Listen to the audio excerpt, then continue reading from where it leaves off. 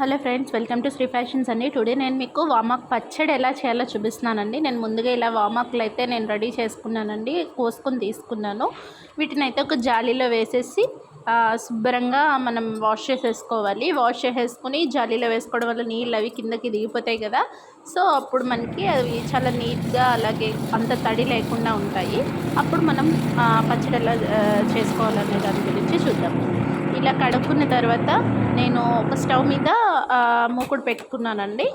మూకుడులో 2 spoons oil, అలాగే మినప్పప్పు, oil వేడయ్యాక మినప్పప్పు, శనగపప్పు, ఆవాలు, జీలకర్ర, ఇంకా ధనియాలు ఇవన్నీ కూడా నేను వేయించుకుంటున్నానండి. ఈ వామాకు పచ్చడి మనకి డైజెషన్కి చాలా మంచిదండి. అలాగే చాలా రకాలుగా చేసుకోవచ్చు. నేనైతే ఫస్ట్ టైం ఈ వామాకు పచ్చడి అనేది చేశాను. చాలా బాగుంది, పిల్లలు కూడా ఇష్టంగా తింటారు. ఇలా పప్పులు చూసారు కదండి, మంచి ఎర్రగా గోల్డెన్ కలర్లో వచ్చిన తర్వాత మనం వాటిని సెపరేట్ చేసేసుకోవాలి.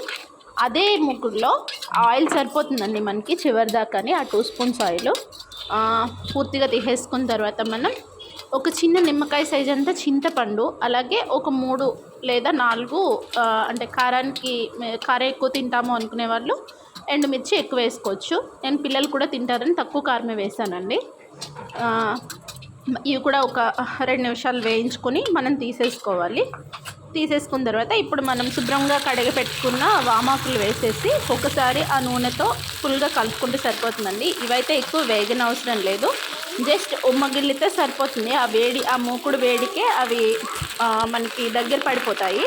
అది మనకి సరిపోతుంది, ఎక్కువసేపు వేయించాల్సిన అవసరం ఏం లేదు. కాకపోతే ఆ నూనె అంతా ఆకులకు పట్టేట్లా చూసుకోండి, అంతే. అలా పెట్టేసి మనం స్టవ్ ఆఫ్ చేసేసుకోవాలి.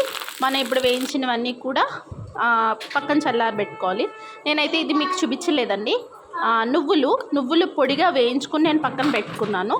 అలాగే మిగతా ఐటమ్స్ వామాకులు, పప్పులు, ఇంకా ఉప్పు. ఫస్ట్ నేను నువ్వులు అనేది మిక్సీలో వేసానండి. అవి మెత్తగా అయిన తర్వాత ఈ